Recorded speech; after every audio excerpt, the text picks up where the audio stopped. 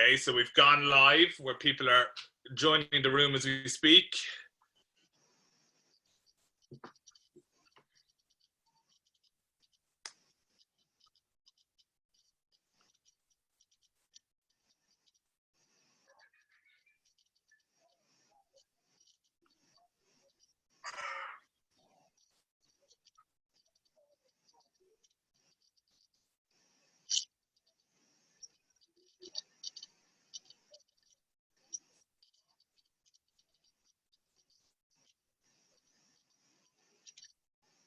Matt, is that a drum set in the background? Yep. It is. That's showing off. That's showing off. It's my 7-year-old sons. We're actually surprised you. This isn't about breezers at all. Second half of the show. A live performance from Matt. Okay, we've about 100 online now. Yeah, gone over the 100, so we'll kick off. Welcome everyone to How to Buy a Bargain Breezer.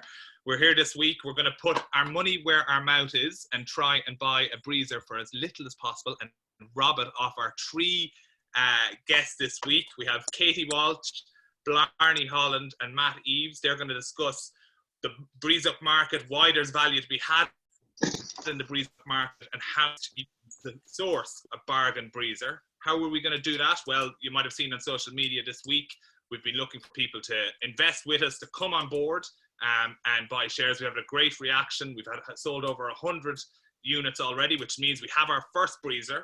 Can we get to more? We think there's a real exciting opportunity here with breezers. 20 million has been invested in breeze-up horses this year.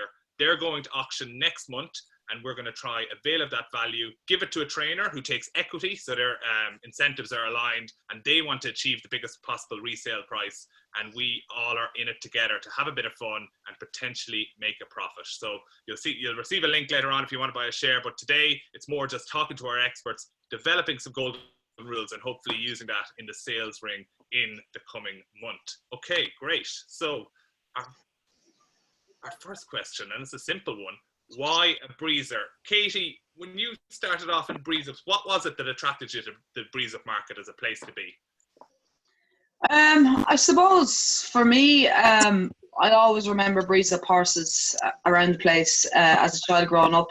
My dad used to sell breeze-up horses years ago, and then we got busier with the training and he stopped. And then I suppose it kind of was coming towards the middle or the end of my riding career, and I decided I'd like to keep in this neck of the woods, and I decided this was something that I would have a go at. And yeah, I mean, I absolutely love it. I've learned a lot and I'm still learning. I wouldn't say the first year certainly wasn't a rip-roaring success, but yeah, it's a great game to be involved in, and I like producing young stock and breaking them and getting them going, and seeing the way that they can adapt. And then I suppose it's a shorter turnaround. It was more attractive to me than buying maybe stores to Pinhook to go back to the sales. Or maybe go the point-to-point route.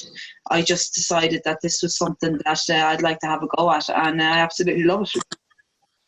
Okay, great. And Blarney, there's been 107 stakes winners come out of the last 5 years of breeze-ups, including 10 Group 1 winners. And 15 of those have been sold for 20 grand or less. Do you think this year as well there's going to be value to be had in the market? Well, I suppose everyone is expecting this year's market to be slightly depressed. But I think even if it wasn't, the studies and the figures show that there's value to be had buying breeze-ups with, first of all, you get 6 months training fees thrown in, already covered from buying a yearling. And secondly, you have more information selecting the 2-year-old. So, you can narrow down the process buying the 2-year-old versus buying the yearling to buy a racehorse significantly. And there's obvious savings in that. But this year for sure, the way things are looking with a delayed season, there's potential for value there, yeah. And Blarney, you sponsored Fiona Downing's great thesis, which is really, really interesting. It's on breezeup.com, about the impact of breezers and what they do on the racetrack. And what were the kind of key findings that came out of that piece of work? Well, Fiona came to us really because it was for her masters, and she was looking for a a work-based project for a thesis, so she needed a client. So she used the Breeze of Consignors Association as her client. But, you know, historically, there was a lot of not misinformation, for want of a better expression, on breezers as regards they didn't last as long. That preparing them for the sales was detrimental to their durability. And stuff like that. And, you know, one of the things that we had done our own research last year's through Jason Hathorn, and we found that they were incorrect. But Fiona's research really reinforced that they race as long, they race as many times, and they race to the same level. So I think, you know, and there's another study come out this spring as well, coincidentally, that, you know, training horses to run at 2 is not detrimental to their career. Actually, the opposite shows that speed in their early years is very important to horse development and for them to stay sound and race longer. So it was just good to see it proved scientifically that what we all kind of already knew. But, you know, I felt it dispelled any biases there was against buying 2-year-olds. Certainly helped. And Matt, you know, in contrast to our other two guests, you come from a non-traditional horse racing background. What was it that brought you into the breeze up game? Yeah, so I mean, the other two guys on the phone, they're very talented horse people. I probably don't know the back end from the front end of a horse, you know, but somehow I've ended up doing Star Bloodstock. So in 2012, I spent 500 quid buying 2% of a breezer, and then following on from that, I got given a load of data and information and times and all sorts of stuff. I think the following 2 years, I went and waved a flag at the breeze up sales for people, and the journey went on. And, you know, 2014 started Star Bloodstock, which was basically, you know, was designed to you know, have a look at breezing horses. We sent them to Emma O'Gorman, and then, you know, first year we lost some money. Then I got involved in working closely with Byron Rogers, who performance genetics and sort of applying science to the process. So basically trying to find a slightly different angle, like, you know, different angle to what Katie and Blarney bring to it. And they're looking through the data, and before you knew it, I think this year we've invested 1.2 million in horses. You know, and proud of what we've done and proud of where we come from no start. You know, a lot of hard graft and a lot of looking at numbers and data that you know, in a different way, and just trying to find slightly different angles. So if you invest today and buy a share in our horse for €350, what Matt is telling you is you could be Matt in a couple of years' time, which is very exciting indeed. But Katie, we're gonna have a look at 3 breezes, and we're gonna talk through them as we watch them live. And I suppose before we do, though, you know, when you're thinking about preparing your breeze up horses, what do you want to do in the breeze up? What do you want to see when we look at these next 3 videos? I suppose a good attitude. I personally like a good attitude, a nice head carriage, movement. I like to see them change their legs, well balanced. You know, I suppose you have these horses for a certain amount of time, and you know, you're hoping, I mean, we're all hoping that they go up there and do what, you know, they're able to do at home, but that they behave themselves, and that they, every horse won't go up in a certain time, but if they can go up well and go up in a good stylish manner, that when the eye to look at it, that you go, that was a professional job, and it looked well, he looked balanced, or she looked balanced, and you know, usually if it's nice to look at, it probably is nice, and really that's what you're trying to achieve. You don't want to look down the track and see something, first of all, that doesn't want to come up, or something that's napping or whipping, and you know, you want to be able to look at it and go, well, whatever happens, he couldn't or she couldn't have done that any better. And that's what I think everyone in the breeze up game tries to achieve when they stand and they're looking down as they're watching the horse come up. Okay, great. Well, we asked participants, we had over 100 submissions of homework from around the world, picking out kind of things they thought for golden rules for when we go out and buy a breezer that they would follow. And the first 2 horses we're going to look at are the 2 best horses that came out of that breeze up. It's Invincible Army and Gronkowski. And then we're going to look at a little sleeper one to get a sense of what might go wrong in a breeze, but perhaps it's not going wrong at all because it actually proved to be a very talented horse as well. So here, our first one, and Blarney, you might have a talk over this. This is Invincible Army doing his breeze up at the Craven in 2017. What kind of would you be looking for in this breeze that might show you he has a bit of talent?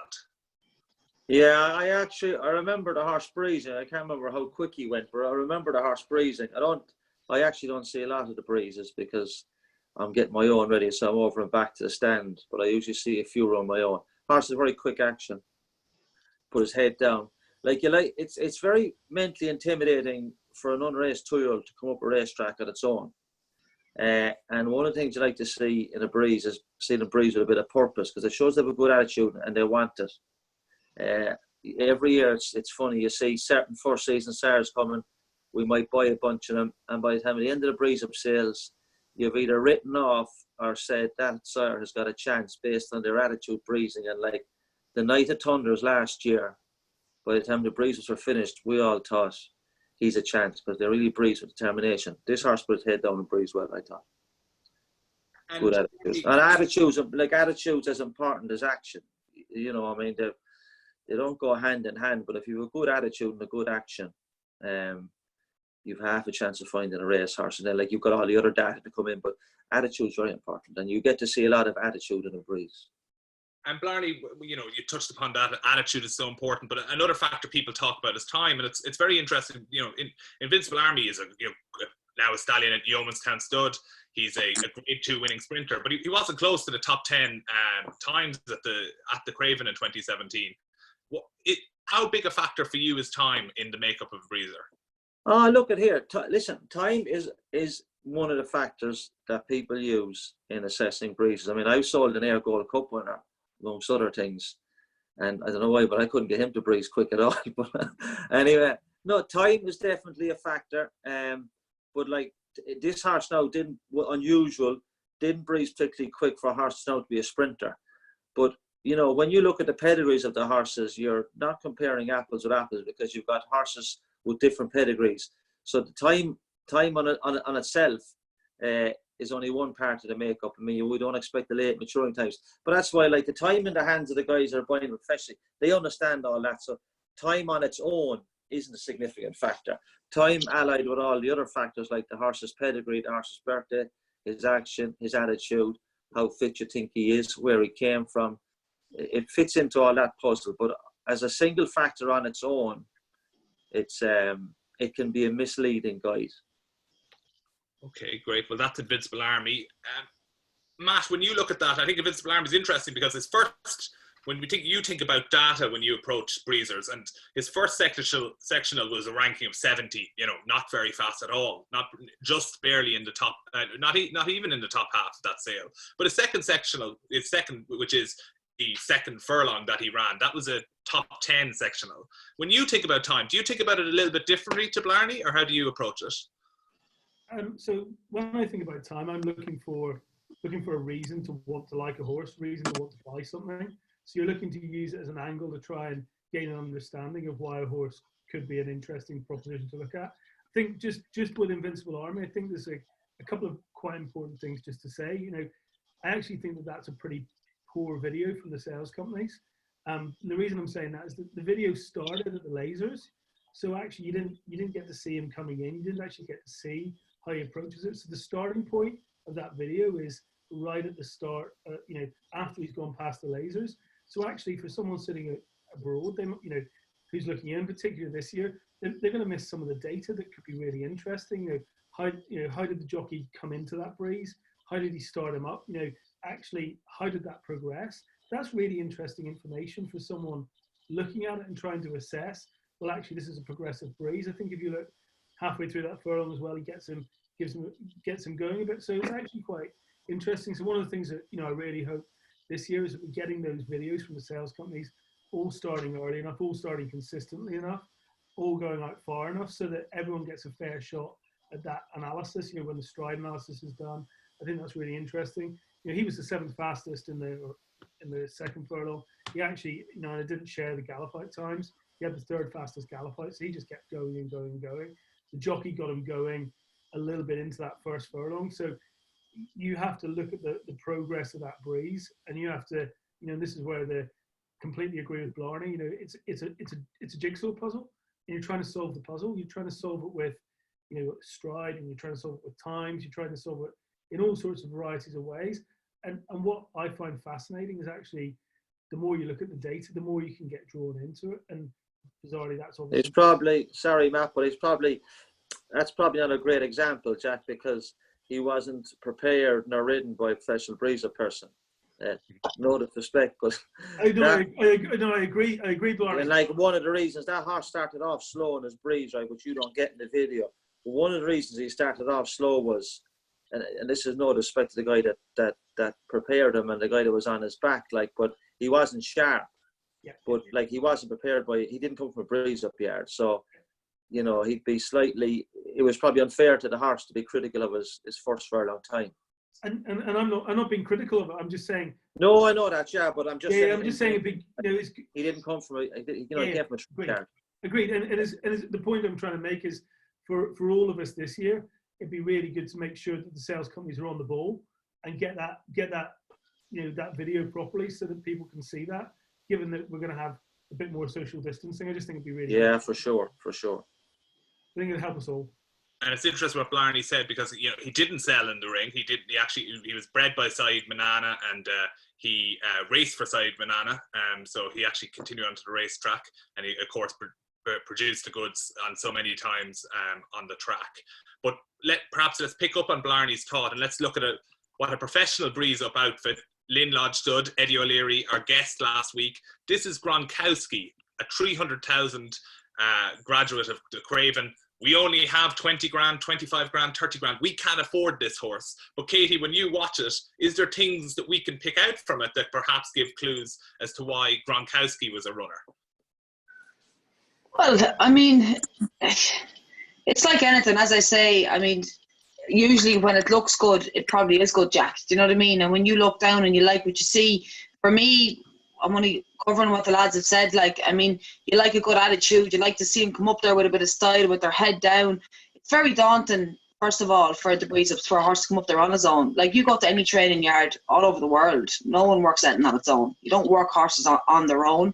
And horses are herd animals, and they're definitely better with company. How many good horses have we seen running race out over the years, and they've lowered the toe, and they travel behind the pace, and they get there, and maybe they prick their ears a bit, and they have a look. They mightn't have been great breeze up horses, do you know what I mean? But they're great race horses. So for the breeze, actually, for horses to do it, it is a very daunting and a very hard thing to do. So to see something come up there with the right attitude, usually I love to see a horse's head going down rather than going up.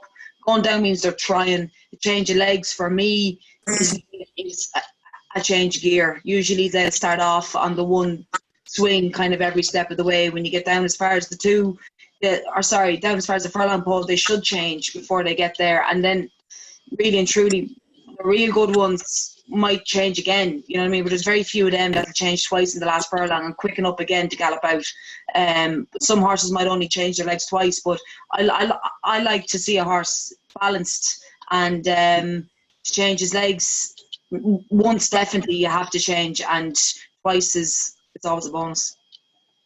And Blarney, a question for you from Keano Sullivan, and it's kind of perhaps touched upon in the, we're pulling open the catalogues at the moment for the upcoming breeze up sales. We're seeing more and more classic types that are coming to sales. Nick Bradley had a great video today. He was talking about a new approach colt that breezed last in the Craven that turned into Libertarian, who was second in the Derby. That's something we're seeing more. And is that somewhere where there's value at a breeze up sale, to look for the more classic type? Well, what's happened there is a combination of the way the profile has changed. When I started breezing horses, and Katie's dad was breezing horses. That's how old Blarney is, Jack. It's only a boy. You walked yourself into a Blarney. There really were, I know I would, there really were 2-year-olds, early types, you know what I mean? But as the thing progressed, right, and it started to become better on the track, it got more professional, and the guys spent more money buying the yearlings. Now, invariably, when you spend more money buying yearlings, you buy horses with deeper pedigrees. So now we have ended up with quite a wide range of pedigrees being presented at the 2-year-old sales. and a lot more 3-year-old types and classic types that were historically, because the bottom line is the lads like Star Bloodstock now are up to 1.2 million investment a year on yearlings. Like, so you're going to get deeper pedigrees that stable further that are not typical of what they were 15, 20 years ago. Like, there's still plenty of speed available and plenty of 2-year-old types, but there's a great mixture. I mean, I saw the horse was fourth in the Melbourne Cup. I can assure you, he didn't go up too quick. You know what I mean? And we've had a Gold Cup winner, a Ledger winner. Like, there's a big variety of pedigrees available at the breeze up sales, and that's why the time for them, you know, you've got to really have a look at the time frame, because you can't take the time in isolation when you're looking at those kind of pedigrees. But Blarney, are you not just depressing me because you're talking about these deeper pedigrees and this better quality of stock, and you know, here is us, you know, trying to buy a good value bargain breezer. You know, what would your advice to us? Well, I think there's bargains at every for every kind of pedigree. Do you know what I mean? Like, there'll be bargains in the sprint division, bargains in the mile division, bargains in the 10 furlong, mile and a half. You know, and if you're looking, like, if you've got a budget, which is what you consider a bargain budget, like when you go into the mile and a half pedigrees, like, there's a good upside to getting one of those if you get it right with the resale. So, like, I'd have no problem looking in that direction pedigree wise. If you're looking for an upside for your investment, for sure, there's big upside in mile and a half horse if you get it right for resale. Perhaps to explain to people what is upside, what is the resale market for a mile and a half, mile 2 horse that's a bit more staying from a traditional? Well, Australia's significant, isn't it? Really significant. Yeah. Okay. Well, next we're going to have a look at a bargain offering from the 2017 Breeze Up. This is a Star Bloodstock Breeze. And it is Wasm, and he was a 38 grand acclamation. He cost 55, so unfortunately for Matt, there was a loss with this breeze. But he was a talented runner, 102, who won 130,000 in prize money. Matt, your reflections on this breeze and how sometimes you might be able to find a bit of value at the breeze up sale. Yeah, I mean, it's interesting. I think the year that we prepared these horses, we actually had him from the Craven running 102. We also sold Abel Handy out of Doncaster, 23 grand, Cornwallis winner. I think one of the things I'd say about that year when we prepared them, the track we were preparing them on was really hard for Mickey to get them right. So it was quite a deep sand track, and there was lots of problems with it. And he had massive issues getting them right. So what you've seen with this guy is in the first furlong, he's done a pretty quick time, but actually just, you know, Mickey's done everything he can just to sort of manage those challenges that we had. I'd say that, you know, listen, we love this horse. You know, I bought the mother of the horse before it breezed. You know, we liked him, but the way our syndicate works, we sell everything. You know, it comes to the sale, it goes. You know, we clear the money, we rotate it around. We've got 14, 15 horses in the pot. We look at the return at the end of the year, and he was a loss maker. That's life. We made, you know, in that year we made a marginal profit. You know, the following year, same thing happened. Other good horses, we lose a bit, make a bit of money on some, lose some. You know, it's designed. You know, I try and run it. You know, my background is I work in M&A and in corporate finance, but a bit like a private equity fund. Some of your investments you make 4 or 5 times your money on. Some of them you don't, and actually that's what creates the value for you. That's what creates the opportunity, because some of these, you know, he just on the day it didn't go right for us. We didn't get paid, and you know, he won first time out, and probably if I kept him and sold him after his first time out win, I'd have been a lot better off.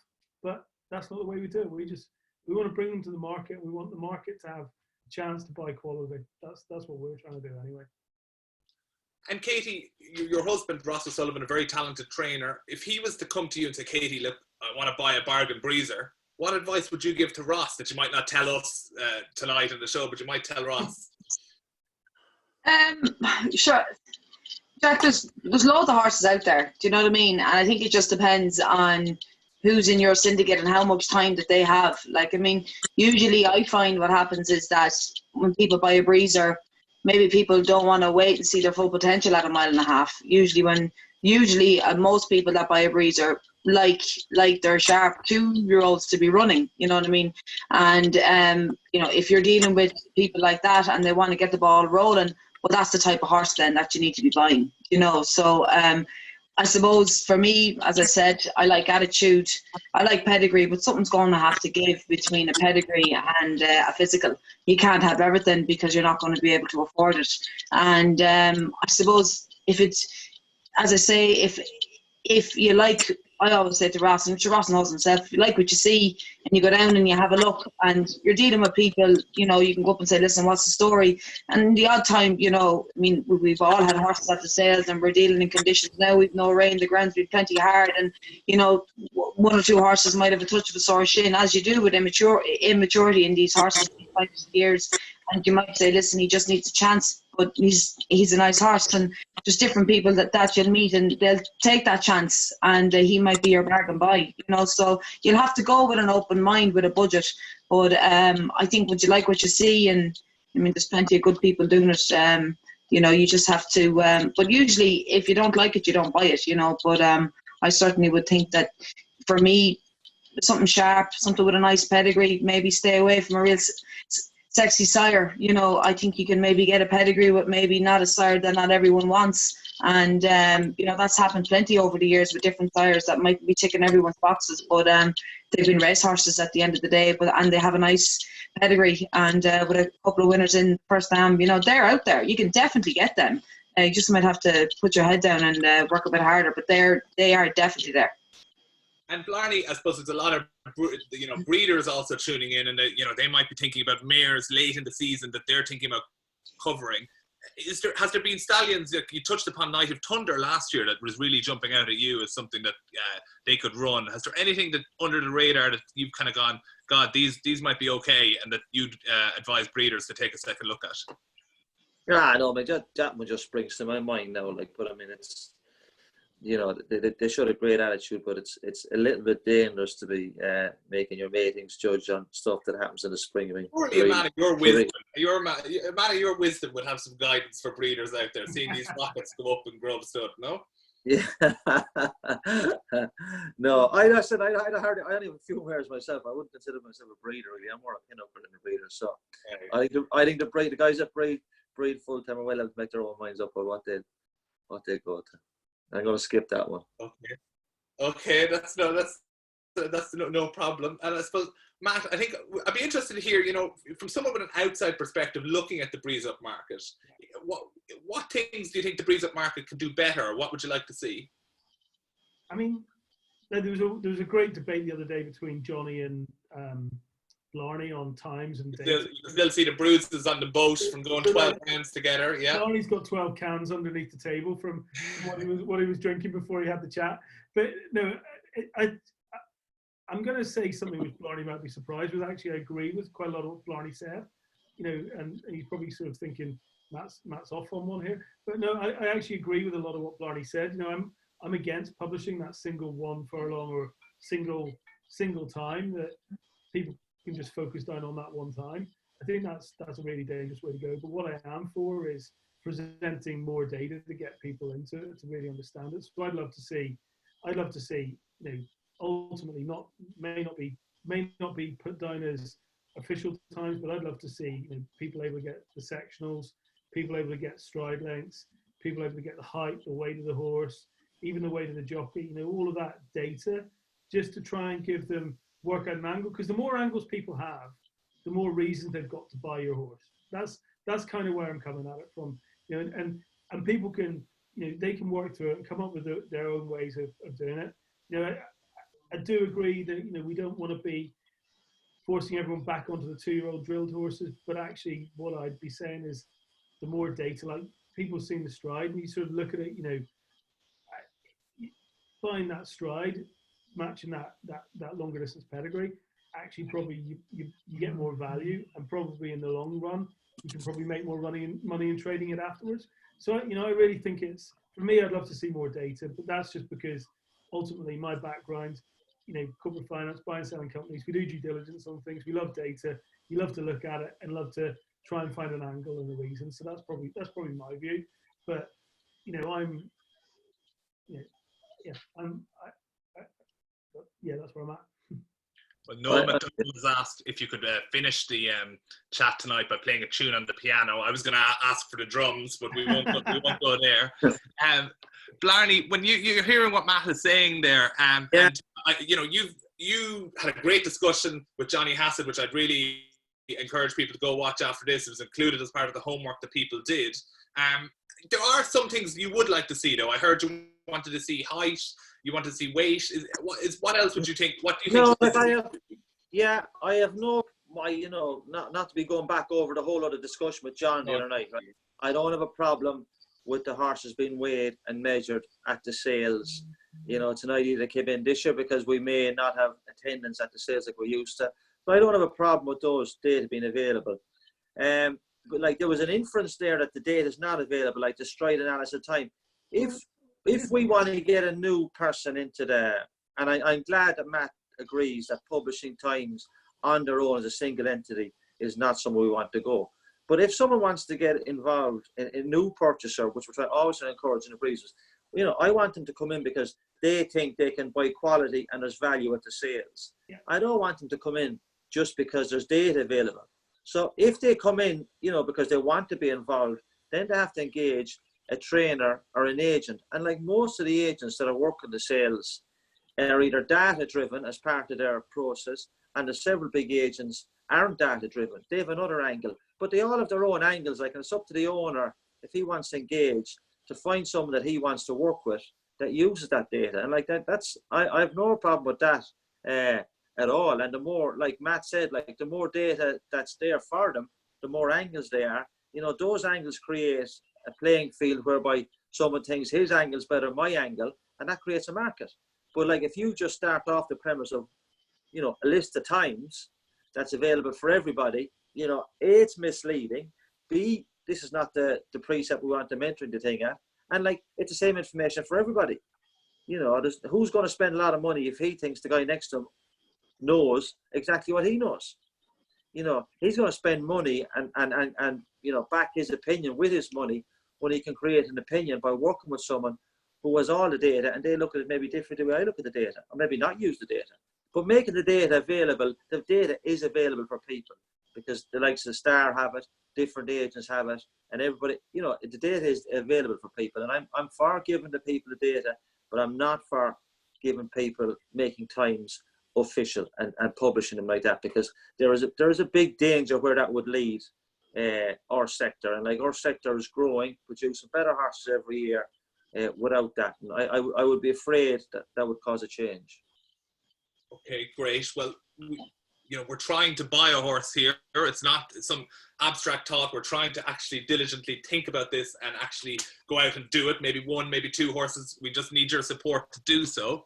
And Katie, we've had people submit their golden rules. Now, look, perhaps a misnomer. How do you have a golden rule about buying a horse with such diverse collection available to you now in the breeze-ups? But, people talked about the importance of vendor, and that Tom O'Keefe highlighted in his homework. That's a really important thing. And this is a graduate of you. This is East.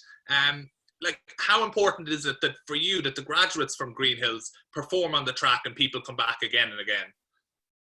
Sure, it's very important. I mean, you'd like to think, and it doesn't always happen, but I mean, you'd like to think that when you're dealing with, fillies like East and different horses over the years, that, she was a very special filly, and she had a lot of natural ability with a very good pedigree, by Frankel, you know what I mean? And she was just naturally very, very fast. And it was great to see her go on. I mean, she was an immature type of filly, and she definitely needed a chance after she was bought.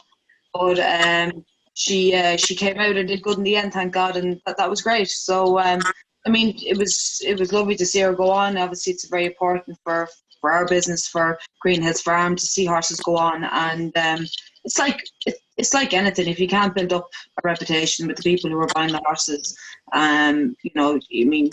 it's you go back there every year. It's not a one-hit wonder, and you have to meet these guys all years round. You don't want to be ducking around corners and hiding. And it's nice when you can stand behind something and say, this is, I really think you should do this. And when it works out like that, it's the icing on the cake, and we're a small enough outfit, so it's it definitely takes a bit of pressure off. But I could do with get my hands on a few more of these. These don't come around too often.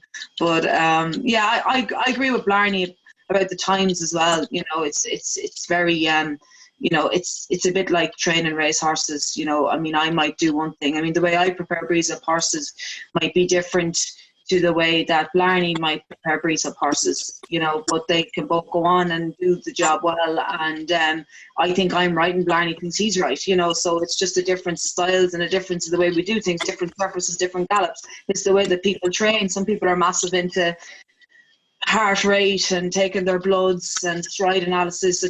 Some trainers are into that and some trainers aren't, so I think if there's someone coming into it, if a new owner wants to get involved and he'd like to know the height and the weight of his horse and he'd like to know what strides he did, he needs to find himself an agent who's into that as equally as him, and they're probably going to end up with that horse and training who's someone who's equally as into that as them, and there's a knock-on effect. And then you'll have other agents that don't believe in any of that, and you'll have other owners who have no interest in any of that. And I think that's the beauty of it, and that has to be kept, because the minute you try and make this, horses are they're a rare beast, and they're not on a computer. And the minute you think that if you buy A, B, C, and D, and this will be the end result, I'll end up an Ascot, you're in the wrong place. I mean, they'll fairly kick you up the asses quick. So you need to certainly go into it with an open mind and be prepared for many ups and downs, but some fantastic days as well. Okay, great. And Matt, we can't afford a Frankel filly. The fact that's the facts of life. And we've had great submissions of homework. Thomas Ahern thought there might be an angle with May Foles this year with a later start date. Larry Goldman, he's an American, invests in breezers there, and he talked about how time frustrates him in the United States, and his approach here would be to look away from time somewhat, just an okay time that you're happy with. Tom O'Keefe talked about the vendors we talked about, but when you looked at, and you very kindly provided the data on our website, bloodstock.racing, that people can access and look back and see the 2017 breeze up, look at the videos, or look at what the time said or the stride length.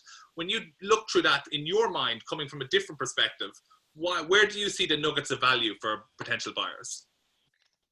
So for me, what's quite interesting, Jack, is that I looked at it in a way of saying, well, actually, how do I rule out the horses that are got a low probability of being 80 plus rated? So rather than looking at it necessarily, to find value, I sort of said, well, how do we do that? So I looked at it and said, well, you take, for example, the 2 furlong time, the top third on the 2 furlong time, average RPR was 83. The bottom third was average RPR 69. You take the stride, top third stride was around 80. Bottom third was around 70. So you're actually getting some variance in terms of that. It's similar with the first furlong and the second furlong. So what I'm trying to do is not necessarily trying to find reasons to like a horse. I'm trying to find reasons to see an angle. So particularly if you like take stride, it's not done time. You look at the pedigree. The pedigree says, yep, this is going to be stare. You watch the video and it's got a nice fluid action. It's doing everything that should be. Well, there could be some value in that horse, because people might have been put off because of the time, but you're going to get the stride and hopefully something to do with it in the future. Equally, if you sort of look at the times, you might end up with something that is short striding, but it's done a quick one of these furlongs quick, and you can come up with an angle. So Wasim was 11th quickest in that first furlong, but actually his overall time wasn't the best. So I guess what I'm saying, Jack, is I'm looking into the different camps and saying there's stride, there's time, there's how they did it, and one of the things for value, and this is something I almost want to ask Katie and Blarney about, is one of the things that comes out the other end is when the vet comes to see the horse, because actually the vet can create value for you, because the vet might knock a load of people off. So, I take a horse I bought off Blarney. No shit. Yeah, no, I take a horse I bought off Blarney last year was Lady Penelope. So we breezed her in Arcana, couldn't find a sinner for her, 40 grand, 20th fastest on the clocks.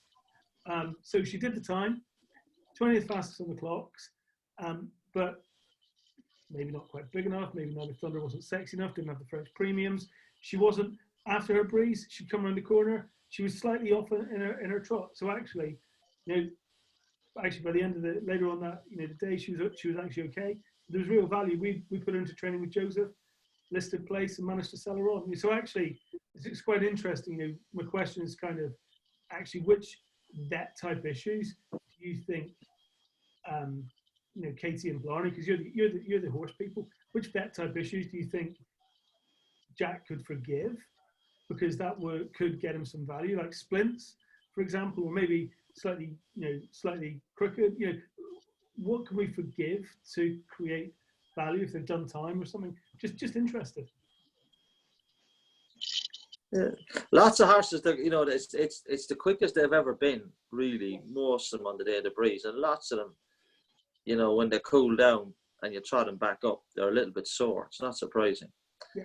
But if you can identify the lameness or the soreness, either be it a muscle, a shin, or a splint, so we all know those things are okay in a couple of weeks. And like an important, as Tom O'Keefe said, an important metric in all your measurements is the name over the door. That, if you're buying off that guy and the horse isn't 100% sound, but you're happy that he's willing to stand over it, and it is something innocuous and not something else, for sure you can take a chance on a horse that, Dream Ahead was famously lame after his breeze, proper Group 1 horse. And he only made 30-something thousand on the day. And Roger was adamant he was a good horse, but he was lame. It was bad luck, But we've all had horses lame after breeze that have been sound in a few days, but they're just sore. They've never been that quick before. So there's a little bit of an angle there, Matt. I'd agree with you. And what's interesting, Blarney, is because we may have a bit of gap between the breeze and the selling this year, just because the way sales come into fruition, it might actually enable us to from a value finding point of view, find a bit more, because you can give it that couple of days to come out the other side. Yeah, correct. Yeah. And that's really interesting to hear. And I suppose for me, we've talked about the data, Blarney, but your livelihood each year depends on you going to the yearling sales and saying, subjectively, looking at this horse, I think it's going to be a runner. I think this will be a breeze up horse for me, and your profit is derived from you taking that yearling and selling it as a breezer with talent the next year. When you're looking for your breezers every year, and you've talked about how important your clients getting good racehorses is, like, what are you looking for in the looks of a horse to think this one's fast, this one can breeze? When I would knock out, because I'm selling yearlings every year, it's difficult. Like Matt actually bought Lady Penelope off me as a yearling, so I sell plenty of yearlings. I'm restricted to the time I have looking at yearlings, so I knock off quite a lot on pedigree, because there's only X amount of yearlings I can look at. So I only look at the pedigrees and the styles that I fancy. And listen, if the physical matches up and it looks like a square horse and it moves okay, he goes on the list and you recheck him again and maybe get him vetted, may not get him vetted. Actually, sometimes I just ask the guy who's selling him if I know him. I don't always get the horses vetted.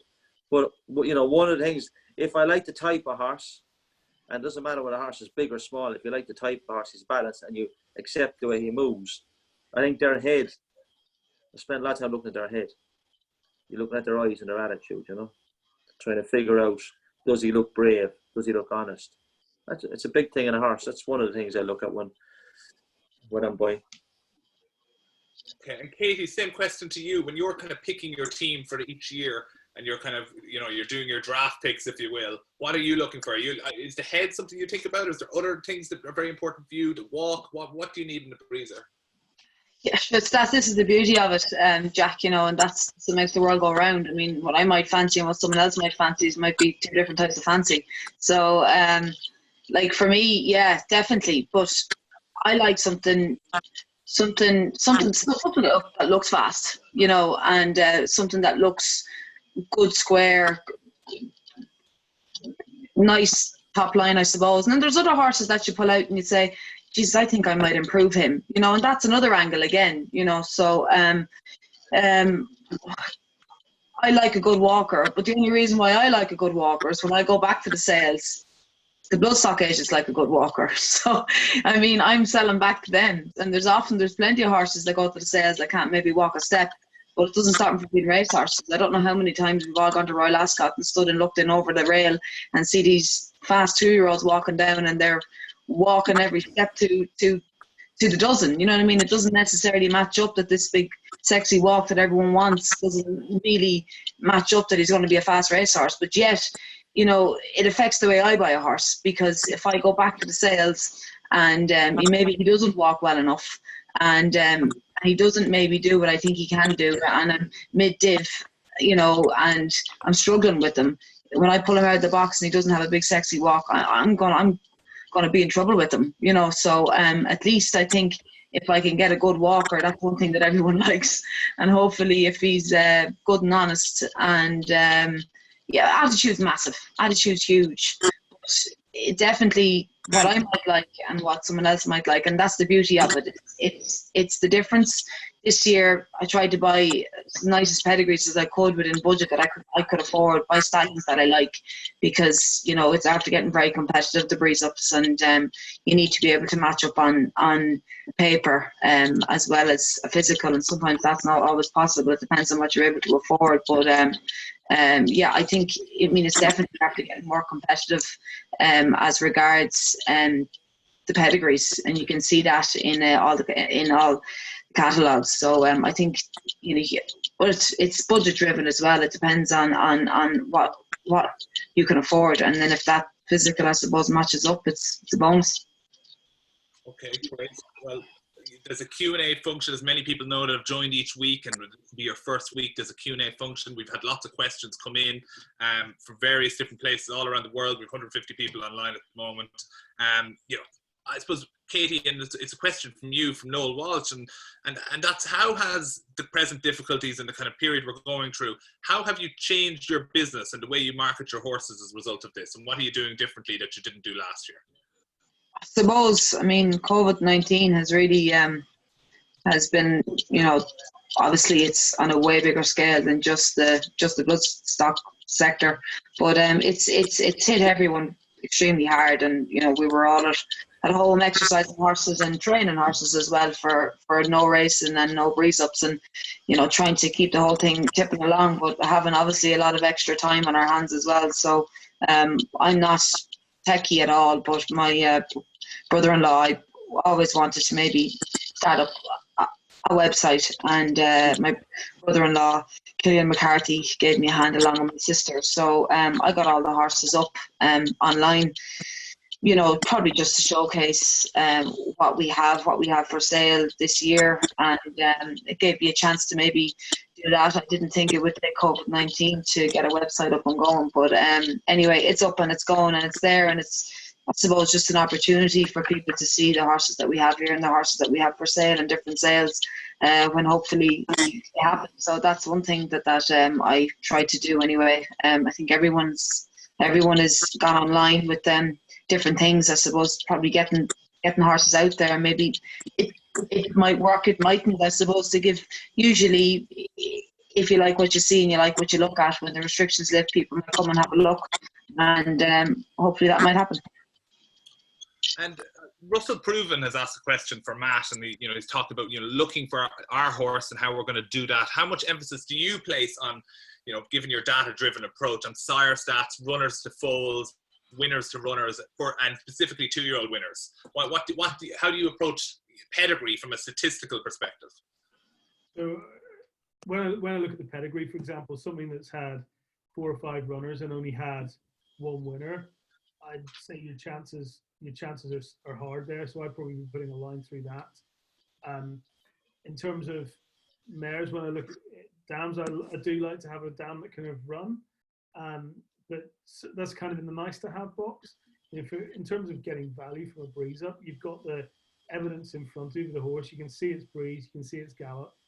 So I'd probably be saying, you want a top third, either sectional or overall time or a stride, pedigree to match the horse, probably not sub 25% runners to winners from the mare. And the last thing I'd say is, if you want to get value, don't buy the walk.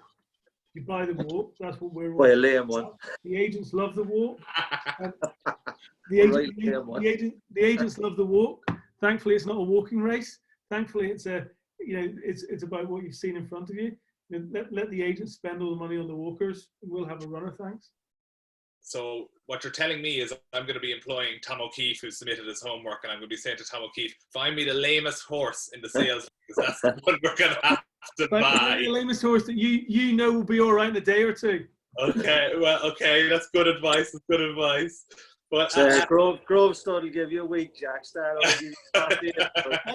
I'll give you a week as well, Blarney. Well, yeah, and Katie will give me two. Katie will give me two.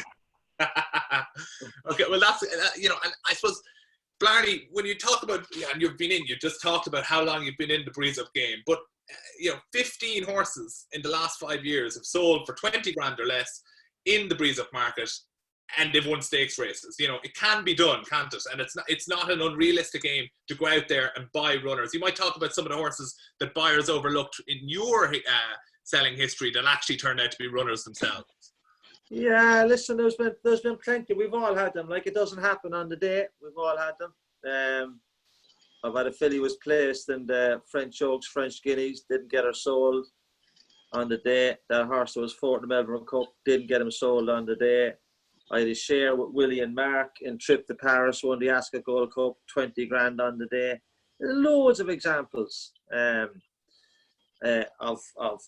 horses. Like, it's you've only got a split second to get it right. Like, you can't go back and say, geez, I'd love to do that again, If the breeze doesn't go right, like if the breeze isn't foot perfect, it's hard to get a foot perfect breeze. And if it's not foot perfect, you're not going to get paid on the day. You're behind the 8 ball, so then you're struggling excuses and this, that, and the other. But you are behind. Financially, it's not going to work out. So, if you look at a horse and one angle would be like, if some of his breeze was good, but for some reason the whole breeze didn't happen for him, there's an angle there. I agree. You know what I mean? But you're going to get, every year there's value. Every year there's a lot of horses presented. There's value there. And that's really interesting, Matt, what Blarney just said, because Wasm, who we looked at earlier, he had a blistering first sectional. It was, a top 10 first sectional. But then his, the latter half of the breeze, he blew up. He was 93rd then for the second half of his breeze. And, that's perhaps an angle for people that don't look at just the overall time. There's more pieces to the puzzle. From a statistical perspective, would you agree with that? I completely agree. And I think that's what I'm saying in terms of finding value. Look at those sectionals, look at the things that might have gone wrong in the breeze, and then build your case as to why he could be a decent horse. Now, the reason we struggled with Wassing, quite frankly, was he probably wasn't quite fit enough, because Mickey had been handling it delicately because of the track we were prepping him on. But he went out quick, won first time out in Doncaster, and he's a decent horse. So look at those individual sectionals. That first furlong, actually, bizarrely, a quick first furlong in that 2017 breeze would have got you a higher average APR if you bought in the top third than if you bought the second furlong. And most people love the horses to see them galloping out because they don't want to buy a short runner, which I fully get. But it's quite interesting just that, you can probe into that data and you're finding a reason to say, actually, this horse could have some talent. Maybe case of Invincible Army, because the way he was prepped, as Blarney quite rightly pointed out, didn't get going early enough, or maybe in the case of Wassing, because of the way we had to prep him, he went too early and couldn't see it out. That's there's angles in there. Okay, so what I'm hearing here, we talked about our golden rules and how we're going to apply it and buy our, our horses. And what I'm hearing so far, we need to be dog lame, we need a terrible time, and we need to be poorly prepped. And so it's really, really interesting stuff coming from our experts tonight. Katie, is there anything you'd add to that list? What else would you say that you'd add to give us a bit of an angle? I would say definitely there's plenty of horses that maybe don't breeze well enough on the day. You have one shot with a nice pedigree, Jack. You know what I mean? And maybe something doesn't match up. I mean, it's fine if you're sitting down for yourself, buying for yourself, but I suppose when you're dealing with a syndicate of lads, you have to put a case forward to them as to say why you're picking this one. And there is going to be plenty of horses with nice pedigrees that maybe don't go up there in the time that maybe people would have thought that they might have, and that there would be value there. There'd be value for that horse to be bought. And I think definitely that should definitely be an angle that you should be looking at. I had a filly in the Craven one you refused to breeze. Come up behind the hack the whole way. Yeah. And what was the statistic? Well, how'd she go? How she get on? It ended up with Henry Sesson. I won forced him out at 2. Yeah. Well, maybe, I also had a breezer that won a 2 mile beginner's chase. Is that any good to you? well, and it's different strokes, isn't it? And I think it's really, really interesting to hear that. Like perhaps that's what I need to do. I need to find a horse that just doesn't breeze, dog lame, and terrible. Well, it can't have a terrible time if it doesn't breeze. But and pedigree is really interesting because like Invincible Army is an interesting example. I was looking. I bought the dam of Invincible Army before that breeze, and what was really interesting about her pedigree, he's out of a Group 1 winner. That Group 1 winner sold for 20 grand as a mare, and actually she'd only produced a 2 mile market raising chase winner up to that point. And so that just shows you, pedigree. You might have a really talented mare, but she's produced nothing. But suddenly, if you look at a breeze and you look for the right angles, perhaps you'll get a runner. Sadly, I didn't put up my hand at 300 grand to buy him, and I wouldn't mind buying him now, given he's 10 grand for at Yeomanstown for each nomination he has. But he was a superb talented horse, and his pedigree didn't really add up. So you never know how it'll approach. But I suppose we're coming into our last few questions. We're going to have our poll now in a second, and that's going to be our golden rule. And that's one thing that we think of hearing from the experts this evening, what they would like to put number 1 on their shopping list when they go to the breeze up. So I'm going to launch that actually now, and let's see what we have as our winner. I'm not allowing the panelists to vote, so we will see. Here we are, the golden rule. So we've over 150 people online. We are asking to vote. Here they are. They're all voting. You haven't got vendor up there. Yeah, I don't have vendor up there. I don't, but like the 3 vendors we have on tonight are of such exemplary quality. There was no point because they knew they were going to get the top breezer from that.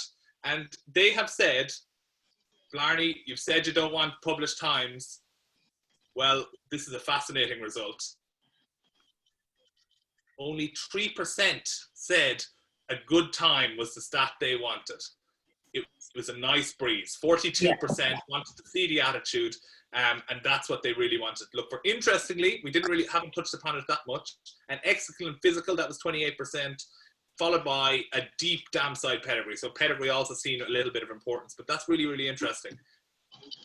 Only 3% want a good time. So we've kind of perhaps looked away from that. So we only have a couple more minutes left, 3 minutes left to go. Blarney, heading into sales next month, have you any kind of message for potential buyers about the breeze up sales and the opportunities that await for them? Plentiful supply. Yeah, I mean, I would imagine, we've seen the catalogue already for all the sales. They can see there's a very, very deep catalogue for the 2 main sales. Ascot had a very good year last year. I expect to be plenty of, don't forget, just because the season has started late, there's still a program there for 5 and 6 furlong 2-year-olds. Just because, don't imagine because the first part of the season is gone. It's not gone. It just starts at a different date. There's still a program there for those sprinting 2-year-olds, and they shouldn't be overlooked. Okay, great. Katie, to you, have you any message for our potential buyers? Oh, come on down to Green Hills Farm. There'll be plenty of bargain buys in Green Hills Farm, Jack. We look after you well. Great, and have a look at that website before you do. And finally, to you, Matt, your data-driven approach and your kind of alternative method to approaching it. Any kind of last words, maybe perhaps resources that people want to get involved in this industry, this great game. Is there ways that they should look at, things that they should look at that you think would be good resources to further their learning?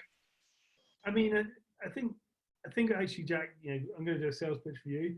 Get involved with the process that you're going to go here, because there'll be data, there'll be information in your WhatsApp group, there'll be stuff that people can learn, and you can learn a whole raft just by getting involved.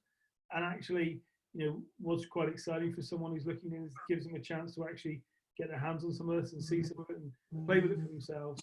So, I'm going to do your sales pitch for you and just say, get involved, because you're going to have some great information and going to have great fun going out and buying 2 or 3 breezers. Yeah, you'll surely get another 2 filled, Jack, with a bit of luck if you fill the first one. So Blarney, I'm awaiting your details to appear on my website. I'm very excited to see that happen. But there you have it. That's our 3 experts, their thoughts on how to get some value in the breezer market. If you've got feedback, send it to my Twitter account. It's @JackCantillon. But of course, as Matt said, you can buy into our bargain breezer. You just go to syndicates.racing. The link is there. Just buy shares or look at horses and you can see the further detail.